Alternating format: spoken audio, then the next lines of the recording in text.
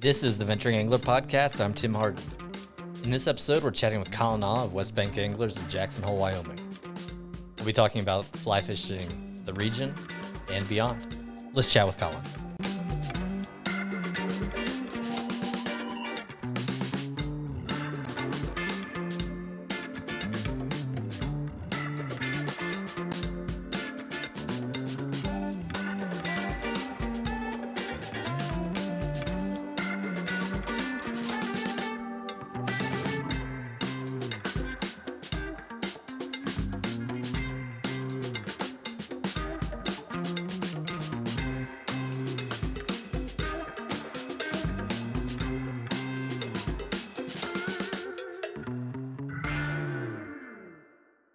All right, we're here with Colin of Westbank Anglers in Jackson, Wyoming. Colin, welcome to the Venturing Angler Podcast.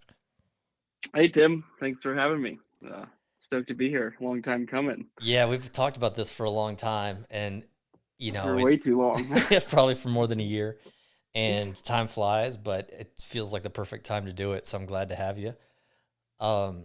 So before we dig into the region and the rivers and all that, that area of the Northern Rockies has to offer, would love to get a little bit of your background. You come from the great state of Virginia? Yeah, great state of Virginia. Virginia's for lovers, you know? Yeah, I grew up in a neighboring district. But you were from more of a rural Virginia, down a little. Well, we would say down south from DC, but some would say. Yeah, I'd say it's the South. Okay, cool. But yeah, small town in South Central Virginia.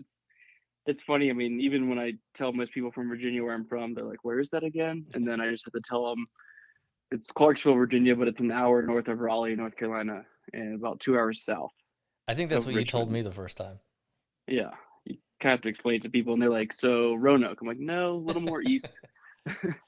That's funny. And you went to college at JMU? Yeah, go Dukes. Yeah, James Madison University, for those who are less familiar. Go Dukes. They had a great year of football, and they're great at basketball too. And I have a cousin who went there. It's a great school. And Yeah, that's kind of where I really fell in love with trout fishing, I'd say. I mean, majored in business, but I'd say I probably minored in fishing around the area. that's I've heard that from a lot of people, and it sounds like, I don't know if this was an influence for you, but the James Madison Fishing Club, is that what it's called? Yeah, the Madison Fly Fishers, I think, is the official name. But yeah, the I guess University Fly Fishing Club. It sounds like it provides a pretty cool scene for college anglers. Yeah, it was really cool. I kind of wish I had gotten into it earlier. I feel like I wasn't really that active in it until maybe junior year, I think I want to say. That's cool that Virginia is where more of a spark was lit. Well, it had to have been because that's where you grew up. But then what brought you to Jackson? Yeah, I mean, I'd say it's a super last minute deal that happened in college. I had a job lined up in Atlanta, and my college roommate, who was a good hunting and fishing buddy of mine and still best friend to this day, he the one day was like, "Hey, I'm moving to Jackson. If you want to go." And this was, I'd say, I think a second semester of senior year, and I was like, "Absolutely, sign me up. Let's go." Nice. So you guys just packed up, and did you go to Jackson with a plan at all? Yeah, we had jobs at Westbank Anglers to work in the shop, and I moved out. It was, I think, 5 days after graduation, so didn't waste any time coming out. Wow. And there's great fly shops in that area of Virginia, but you're like, no, I'm heading west. Yeah, I mean, I didn't.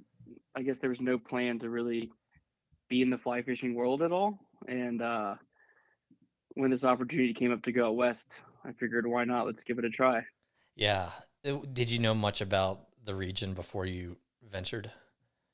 Yeah, I'd been skiing out here before, or snowboarding, I guess, but had been out for the winter, but never for the summer. So it was kind of a shock rolling into town. And back then they actually had off seasons here. I rolled in the middle of May, and there was not one person downtown, and I Wow. was like, "Where am I moving to?" How many Sprinter vans at that time of Jackson's Not history? many, not many at all. It's Sprinter Van Mecca now. Yeah. So you decided not to go to Atlanta, home of Outcast. Instead, you made your way to Jackson, and you've been there for quite some time. What has kept you there? Um, I don't know. I mean, everyone finds somewhere special, but this place is pretty special, and I'd say the biggest thing is the diversity of waters. At least that's kept me here for the fishing aspect. I mean, there's more than a lifetime's worth of water to fish around here, and it's impossible to hit it all, but you do what you can. We're going to talk a bit about the water that you all have there, but I also want to talk about um, winter. I was just down Yeah, there last month, and I mean, it's a special place year round. For those who aren't familiar, um, I think a lot. As I mentioned, I'm from the East Coast. A lot of people think of Colorado, Wyoming, Montana, Idaho, Utah. It's there, and there's no real understanding of the geography. Where is Jackson? yeah. So Jackson is part of the Greater Yellowstone ecosystem. It is the northwest corner of Wyoming, and I mean, all the states you mentioned, they're all great and have something to offer. A lot of different things to offer, but to me, this place, I guess, to answer your question better, is it's very diverse in the different seasons, and there's always something to do. And I find myself fishing for most of the year, pretty much from now until I mean, into November, really. But then there's an overlap in there with hunting season, and then kind of full on winter, and kind of get to enjoy the backcountry snowboarding and snowmobiling in the area. I was excited to ask about that, and I'll go ahead and jump in there now. Before we geek out on fishing, uh, I follow you on Instagram, and you are doing ridiculous, epic things in the fall and winter. I was just gonna say in the winter, but you harvested a pretty nice elk with a bow going into winter this year, and then you know the I just did like a mild backcountry split board trip in Grand Teton National Park, so right near Westbank Anglers, Yeah. and it was like one of the greatest experiences of my entire life. And one of the reasons is like your area is world famous and people come from all over the world, in part because of Jackson Hole Mountain Resort, but also the other resorts, but specifically the ski mountaineering and backcountry skiing. Like I'm a big fan of like I'm not a good skier or snowboarder, but I like binge watch ski mountaineering videos from that area. How would you describe it to someone who might ski or be familiar with skiing or might not know skiing at all? Like what is going on there? Yeah, I mean, man, that's a loaded question, but it's a culmination of a lot of different things. But yeah, I mean, the ski mountaineering is pretty wild here. There's a lot to offer, and I mean, I'm not really into the ski mountaineering so much as I am more so the backcountry kind of other opportunities it has to offer. There's so much public land here. I mean, 97% of Teton County is public land, which is great for a lot of outdoor activities. But I'd say this town, I mean, because of so many things it has to offer, whether it's summer, fall, winter, it attracts a lot of people here, but it also attracts a lot of the best. And it's kind of funny. I mean, there's definitely a lot of ego in this town, and it's something you'll learn quickly when you're here. Is Yeah, it doesn't matter how cool you think you are. There's always someone cooler out there, so you don't have to show off. that's funny. Yeah, it's a little bit noticeable, but but all my heroes live there, and so I guess there's always somebody to keep somebody else in check. Uh, Yeah, exactly. well, for those who love snow sports, check out Colin on Instagram. We'll give the handles at the end. But crazy snowmobiling stuff too. The the Tetons were just mentioned. I think one of the other things that's really special about the place is the range. You know, for those who might be confused, thinking like I thought they were talking about the Rockies or the Tetons, and other aspects of the area. How would you characterize the geography? Yeah, I mean, definitely somewhat world famous, but I think a lot of people are always confused about that. I mean, the Tetons, they're the youngest range in the Rockies, at least 100 years old, I think, I'm told. But they're very dramatic mountains, um, and it's pretty cool. I mean, there's not a lot of places that have, at least in the Rocky Mountain West, that have such dramatic mountains so close to, the valley floor and so close to town and the Snake River, and you really get to enjoy the beauty of the Tetons from so many different aspects in this valley, and there's so many different perspectives on them. It's pretty cool to see. One thing that I love about being there is just the fact that the mountains look completely different all the time. They're always a different color, and you know, a little variation of the clouds can just completely change how they look, and they're breathtaking every day. Um, and then we talked about ego, but there's like a hardcore like outdoors community there, and I think if you're driving from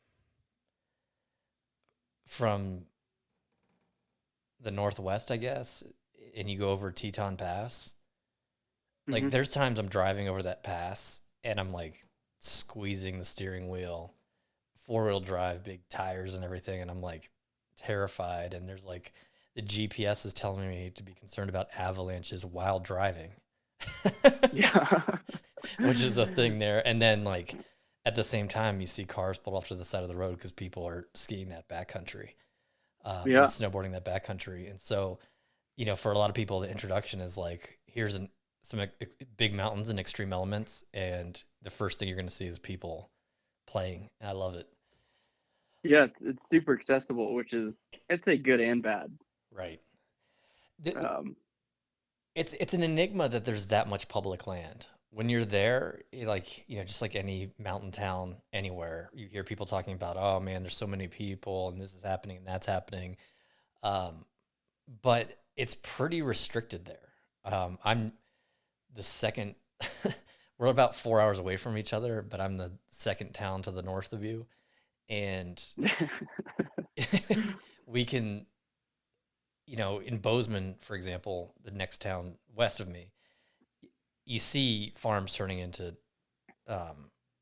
developments, but there you don't. You see people getting creative with spaces that are available, but despite the demand and the fact that the land is so valuable, people have decided to keep it public, which is pretty impressive. yeah, and a lot of it is protected, and I mean, pros and cons of that too. And maybe that's a discussion for a later date, but it definitely adds to the whole factor of living here that there's always a housing issue, and whether it's, I mean, everyone faces it in this town, but really employees are always tough too. I mean, a lot of times you're interviewing someone, you're like, well, do you have housing? And if they say yes, most places they're foot in the door already. Right. I saw a real estate listing there this year or last year that it was like $3 million, and it was like a fixer upper. There's probably a shack, a Yeah. 1 bedroom shack. It's pretty crazy, but when you're there, like I'm sure half the people who go through the town are like, "All right, what do I need to do to make this happen?" And so some people are able to pull that off. Um, Yeah. how far? So something I've been able to figure out now after several trips, is where the towns of Moose, Wilson, Jackson are, and then where Grand Teton National Park is. Um, they're all sort of right up against each other, and then the park is just to the east, and then that almost directly connects to Yellowstone heading north. Is that correct? Yeah. and that confuses a lot of people because everyone hears Jackson Hole and they don't realize that that's the whole greater area, really the whole valley, and so when people are coming into town, they're like, well, where's Jackson Hole? And they're like, well, you're in it. Yeah. And they're like, well, I thought I'm in Wilson. It's like, wait, this is Jackson Hole. The town of Jackson is 8 miles east of here, and then they get very confused. Yeah, But I was confused for a while too. I used to just switch it from like Jackson to Jackson Hole and like wait for someone to tell me what was right. But they're both correct. And then yeah, and then that's another thing. It's like, I mean, I still have sales reps that contact me and they say, hey, I'm going to be in Moose. Can I stop by? And I'm like, sure, but we're in Wilson. but Moose is like the next town, right? Exactly. Yeah. And it's not really, I mean, I'd say it used to be probably more of a town than it is now, but that's kind of like really where the park starts. It's really, I guess, south of there, but that's one of the entrances to Grand Teton National Park. And yeah, and then heading up north into Yellowstone. And Hey. that's something we were talking about the other day that was pretty funny was, you've got these national parks right here and it adds to the ease of access that we're discussing, but so many people that come through them just drive through and they don't realize there's so much more to explore and other than just driving through the park. Yeah. Like you said at the beginning, there's like a lifetime um, of things that people can do. And I think you said that. And Yeah. 10 lifetimes, right, 100 right. maybe. And I remember the first time I was there, I can't remember if I was driving through the parks or what, but I remember coming into Jackson Hole and there was like a amazing sunset. I remember thinking like, what do I do now? And so I didn't even know where to start, and I still kind of feel that way, even though I come down there several times a year. Um, for an angler wondering where to even begin on a trip to the Jackson Hole area, what would your answer be? Where do you start? Other than Oh, the that's a fly good one. tying, other than the fly section at the shop. Yeah. Yeah, that's a big one. I'd say it depends on the time of year. I mean, we have so much water around here, and it's kind of cool because it's very diverse. And starting from now, really early spring in the fall, I'd say where you go kind of changes based on what's fishing best. And yeah, I mean, like right now, I mean, most people that call in, I'd say, hey, if you haven't been to the area, I mean, you should check out the Snake River. Um, it's a very special river. Starts, in the, I guess, southeast corner of Yellowstone and then flows down. And there's not too many places where you find a river so close to mountains. I mean, they're literally right under the Tetons, and they're full of native Snake River fine spotted cutthroat. Um, these fish love to eat dry flies. They're very pretty, and the backdrop's not so bad either. Yeah, it's. I don't think it gets better than that backdrop. Those peaks, and so something I've been confused about in the past is, like if I'm driving from Montana there, um, I pass through Island Park, Idaho, and that's Mm-hmm. the Henry's Fork. Uh, Yep. the that's short for the Henry's Fork of the Snake Of River. the snake. Yeah. Yeah, but then drive through some farmland over the pass, and then I'm in Jackson or Wilson, and that's the South Fork. Oh, the snake. That's That's the just the snake snake, in the Jackson. but the And then South they got the Fork, South Fork which is the kind of in South Fork of the between. snake. Yeah. So, And so it's the snake. It's, yeah, the snake starts in Yellowstone, comes down through comes down through Grand Teton, what is now Jackson Lake, now that there's a dam. And then it comes out of the dam and flows through Jackson down to Alpine into the Palisades Reservoir. Once it comes out of the Palisades Dam, it is then considered the South Fork of the Snake, which is much bigger tailwater. And then the Henry's Fork flows in several miles downstream, and then it's considered the main stem of the Snake from there, kind of down for a while. But it's confusing, especially with the South Fork, because everyone over here and most guys will just call it the South Fork, but a lot of people from Idaho call that the Snake, which definitely gets confusing.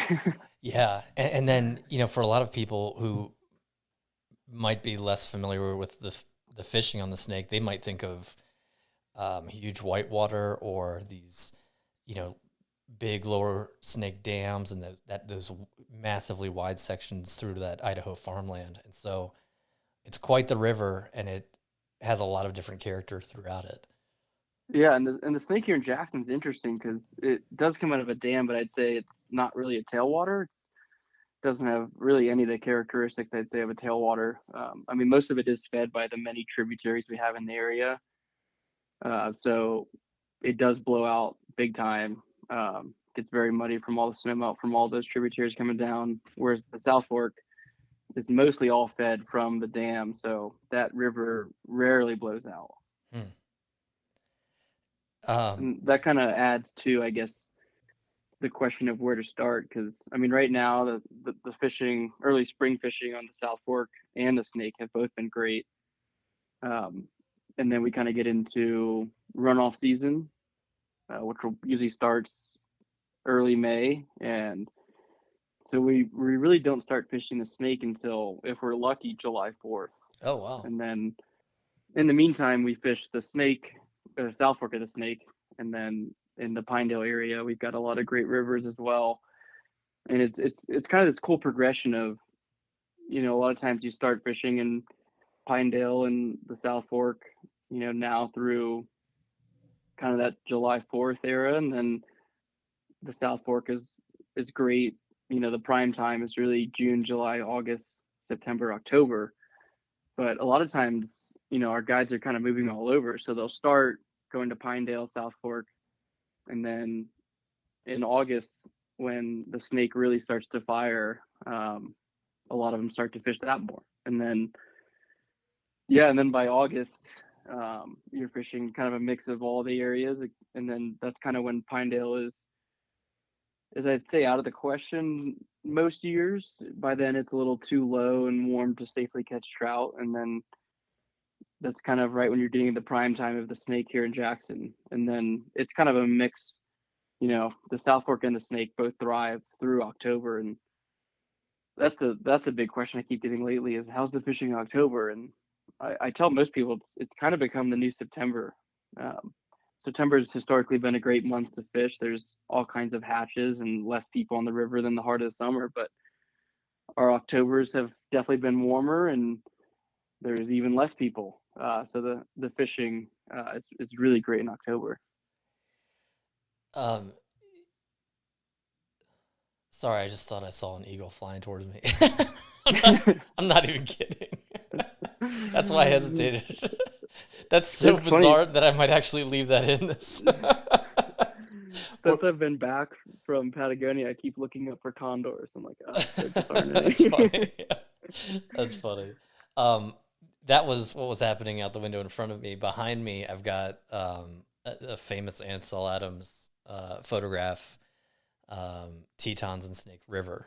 And so that is what you all consider the Snake proper. And other people who pay attention to outdoors photography might see the same barn in front of the mountains all the time. Does that barn have a name?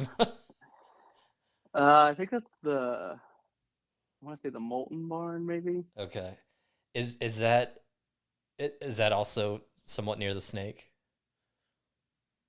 If it's the same one I'm thinking of, then not really. It's I guess kind of, but no, it's a few miles off the river bank. Okay. We want to probably clear that up before we talk too much about the wrong barns. That all that snow melt feeds a massive ecosystem. Last year, you guys got over 600 inches, I think. Yeah. last time I was there, you guys got 24 inches in 36 hours or 36 inches in 24 hours or something like that. Yeah, it was a lot when you were here. Yeah. And so that just creates a wonderful season. When do things really, I mean, I know, there you caught great fish in the winter when you went out to do a fishing report, but or saw big fish. What is when do things really kick off, and does that align with when things are really good? And related to that, and to those who might be visiting, how essential is a drift boat or a raft in that area? Yeah, two-part question. Yeah, sorry, I Um, got excited. I'd say, it's really starting to kick off right now. The rivers have actually been pretty crowded this spring. I think it's been kind of a weird winter. It all kind of came in February. It was quick. Um, it's supposed to snow this weekend a bunch, but a lot of people have been getting out now, and I'd say it's kind of weird. I mean, spring is probably my favorite time to fish the snake. Um, you've got great dry fly fishing, mix of nymphing in there and some streamer fishing, and then a great squallow hatch. And that typically happens right before runoff, so end of April. And but no, there's not a lot of people here in the spring, at least with fishing on their mind.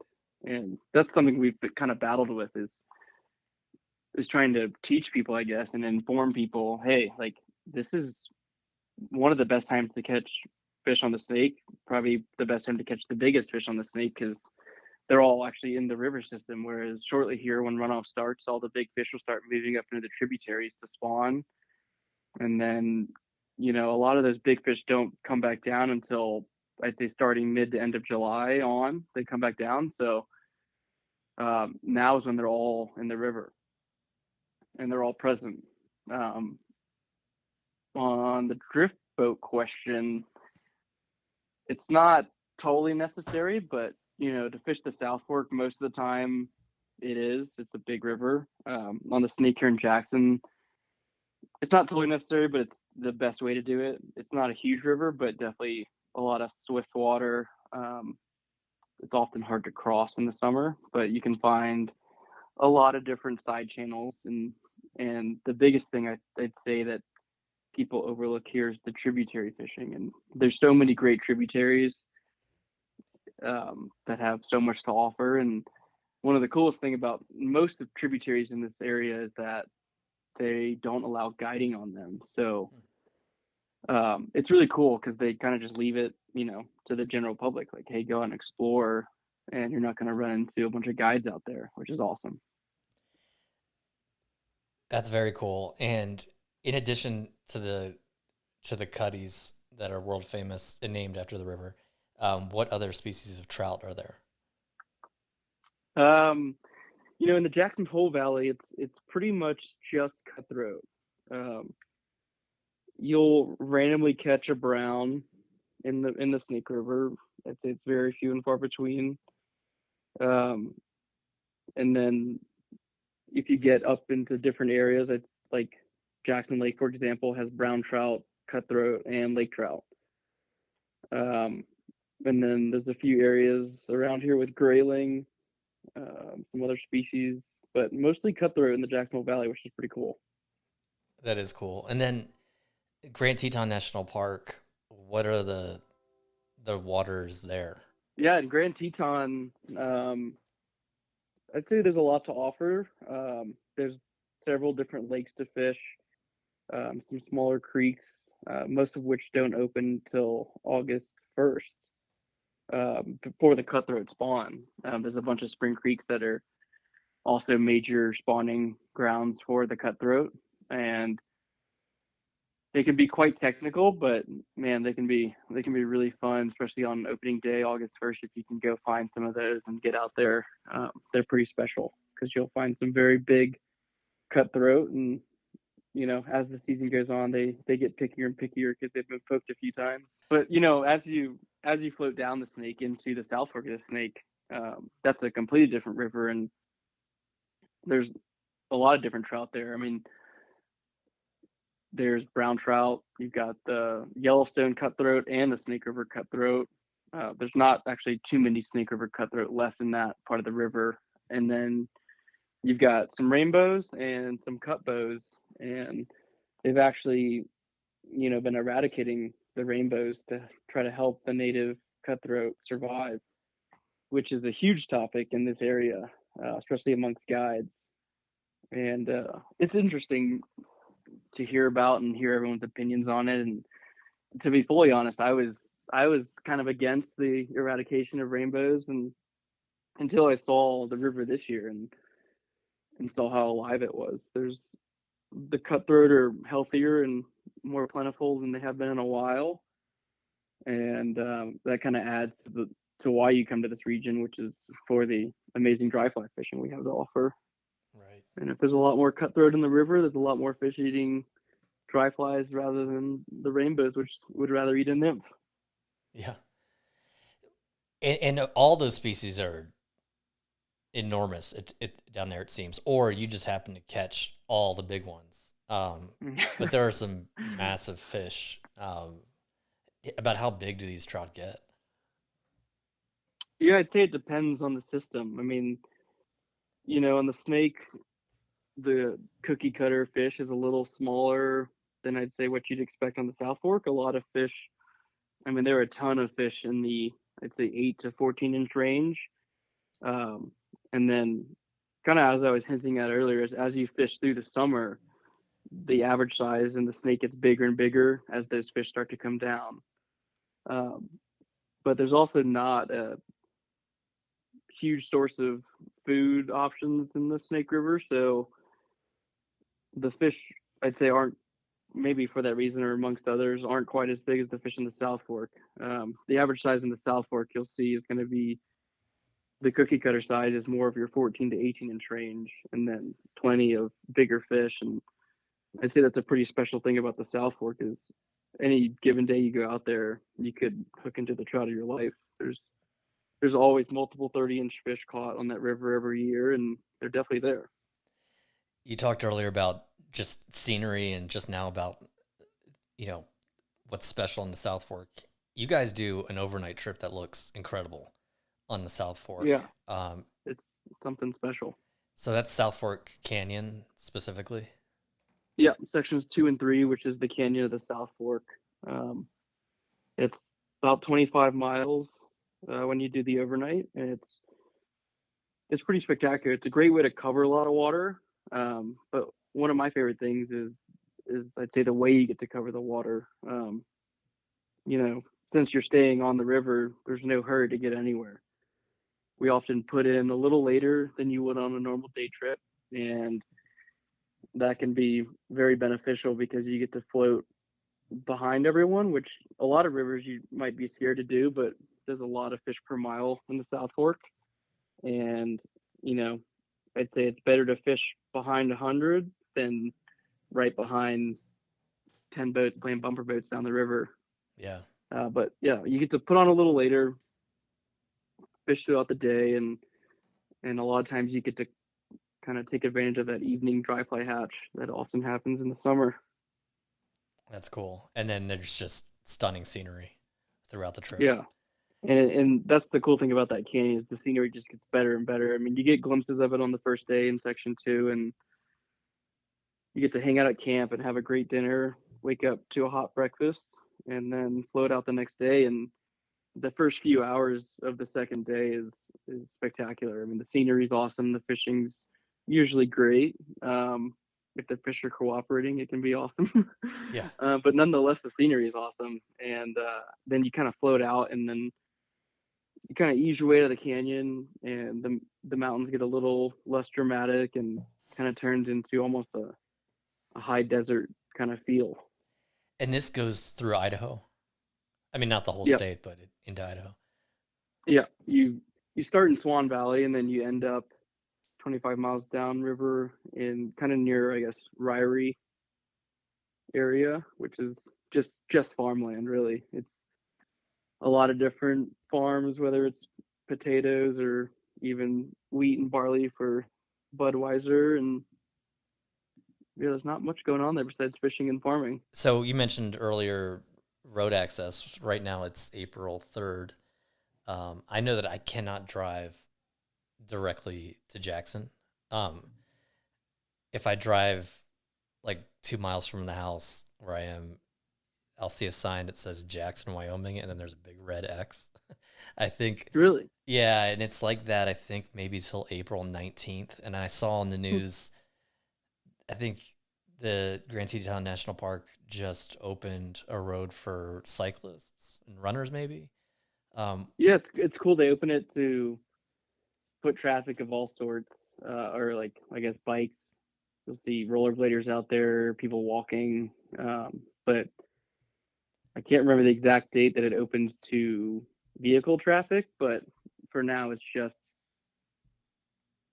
people enjoying Right. running, walking, biking, rollerblading. Rollerblading, really? Yeah, there's a lot of Okay. rollerbladers around here. It's interesting. There's, that's funny. Now I now I know that. Yeah. And then Teton Pass is closed to trailers until April 15th, Huh. which is always a logistical kind of nightmare. Yeah.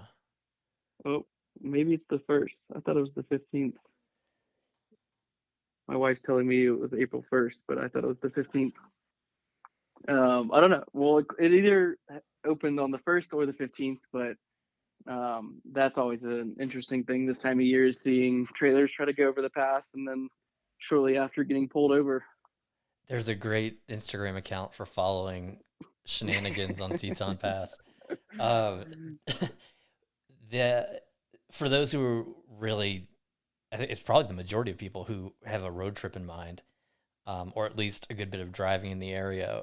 What is generally, I know it can be unpredictable, it can snow in June, but or September, what's a good range for accessibility? I mean, I'd say most roads, especially in both parks, tend to open around the beginning of May. It's always kind of snow dependent, especially in the Yellowstone area. They get massive amounts of snow up there, and they always try to plow it. But I'd say most of them open kind of beginning of May, and after that, the travel gets easier and easier, and there's not too much to worry about as far as closures go.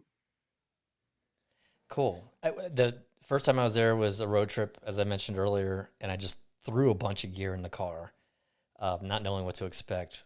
For those who might want to plan a little bit more than that, what gear would you recommend people bring, including flies, if they're going to come sort of try to get a taste of the region? Yeah, to do it all, you really only need I'd say predominantly 5 weight. But then on the snake, and then on the South Fork, we use kind of a mix of 5 and 6 weights. And I'd say I guess for both rivers, but I'd say 5 and 6 weight is you're going to want to have one, if not a few of each of those. Um, and then, I prefer 7 weight and for streamers and for all those big streamer lovers, that's probably what you're going to want, especially on the South Fork. Generally making a pretty long cast there. But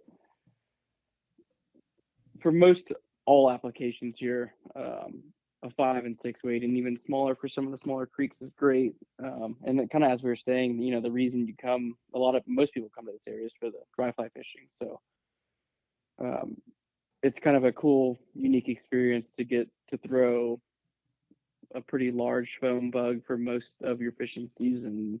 And that's kind of what you experience on both the Snake and the South Fork. And sure, there's, all kinds of different dropper rigs you can use and dry dropper rigs. Plenty of small mayfly hatches happening, especially on the South Fork.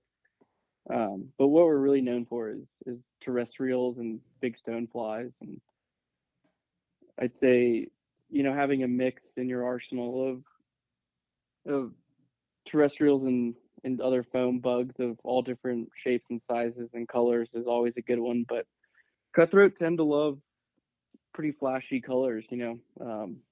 One of my favorite colors to throw on the snake is red. As I hinted on earlier, there's not a lot of food in the river, and they get a short feeding window throughout the whole season or the whole year. So they're very willing to come up for dry flies, and that's characteristic of cutthroat kind of all over. But with that lack of food, they love to find an opportunistic meal and eat a big foam fly floating down the river. We use a lot of grasshoppers here, a lot of different patterns from chubbies to a lot of custom foam flies that we have in the shop. But you never know what's going to work on a given day. I mean, the color changes, the size may change, but it's always fun to figure out what they're trying to find. Yeah, that I love big foam flies. I can't wait to get back down there. You've mentioned the shop a couple of times.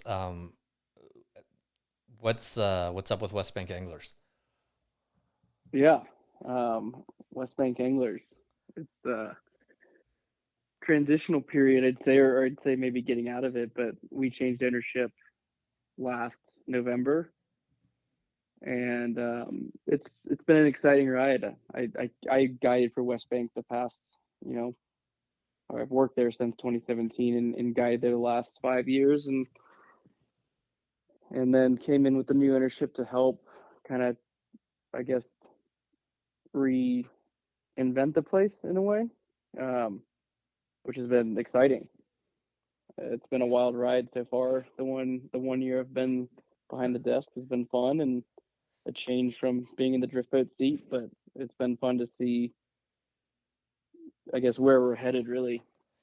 Yeah, so you guys have had, new ownership, a rebrand, sweet new look, and then at the same time, if I may be mistaken on this, but it's the same building on Moose Wilson Road since Exactly. since 19 since 1984, or 86, I 86. believe. Um, so the Cold I think War. Yeah, I think 86 is when I guess the retail shop actually opened, but I Okay. think the company started in 85. Originally, they were, I guess, had a few guides and started out with the catalog and then opened full retail store. And yeah, still same exact building on Moose Wilson Road.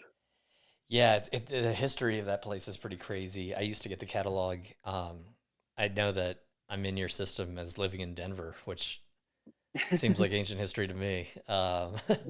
That's how old your, you know, catalog and how far-reaching your catalog was 20 years ago. Yeah, it's cool. I mean, yeah, that's a big reach, and it's cool to see there's so many people in the fly fishing industry or even in the fishing industry that have worked at Westbank once upon a time. Yeah, I've got a guy who lives up the hill from me, maybe a mile, who used to work there. He guides up here now, and it's crazy to hear how many people got to start there or work there at some point in their journey. It was known then for its catalog and travel too. What is West Bank up to with travel? I know you mentioned Chile. Um, you do host trips. Yeah, have been dabbling, I'd say. um, yeah, I'd say everything we're kind of doing is different than what most people are doing, and that's what we're trying to do is just be different in all different aspects of how a fly shop or outfitter or travel service is run. Um, a lot of things, especially specifically, I guess, to your question, travel wise, is we don't want to offer just your typical trips. I'd say it's more specialized, maybe even custom to a sense, unique. But yeah, I just got back from Chile. Oh man, time flies. But I think it was a week ago. I guess I got back. It, yeah, and you've got a trip coming up to Mexico and one to Cosmolito. And you're a big saltwater angler. So there's, I don't know if I'm a big saltwater angler compared to Mike yeah, Dawes, but well, Mike Dawes is owner. He's, yeah, I mean, to be known for by a lot of people for permit is next level, as far as I'm concerned. Um, yeah, absolutely. Trying to get there, one day. well, you've caught some permit. Yeah, they're special fish. I've I guess gotten the permit bug. I'm definitely addicted to permit fishing. It's fun and unique and challenging, I think, is why it's what attracts me to it, and what attracts most people is this is the challenge of catching those fish. And there's a ton of different places to do it, but um, they all, whether it's Cuba, Mexico, Belize, um, the Seychelles, different type of permit, but Oman, you can go on and on. But at least for the Atlantic permit, Mexico is a really fun one. It's easy to get to, somewhat affordable, and there's a lot of permit down there. Yeah, I've seen permit there. Yeah. I've seen the fish in that place. They're there. I've yet to touch one, but I've seen them there. Yeah, I've been meaning to get back to Belize too. I haven't been there in a few years. I'd love to go back. Yeah, I was there last year, but as a photographer. So, yeah, I one of these days, Yeah. I'll get a fly in front of one. So for folks who are interested in hearing more about Westbank Anglers, I think across the board, Facebook, Instagram, etc. YouTube now. Yep, YouTube. You guys just relaunched the YouTube channel, and it's, in my opinion, a lot of fun. The handles for these are Westbank Anglers, and then At Westbank Anglers. And then for folks who want to see you doing epic stuff in the snow and on the river, where can people check out more from you? I think it's just at Colin I'm pretty sure. Just my name, Colin, 1L, last name AH. That one always throws people for a loop too. Yeah, so it's Colin.ah. Oh, is it? Yeah. But this isn't the first time someone had their handle wrong at the end of the podcast. So that's awesome. You're the kind of person who would like create a diversion so that, there's not a spotlight on you. So maybe that's what you were up to. But it is Colin.ah on Instagram. It's a great photo of you holding what looks to me like a gigantic permit. Oh, yeah, that was a good one. That was a fun one for my last trip in October. Yeah, I mean, if I catch one that's 6 inches long, it's the best permit ever for me. So, hey, a permit's a permit. Doesn't matter. Right. That's right. It's a little sweeter as they get bigger, but it's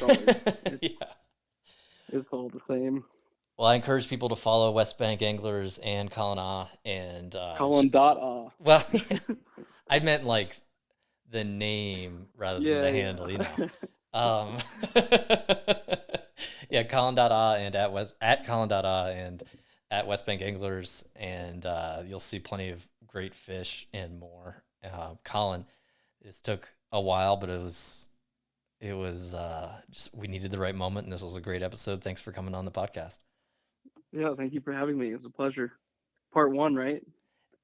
Yeah, you bet. Next time, let's talk about your travels. Perfect. Sweet.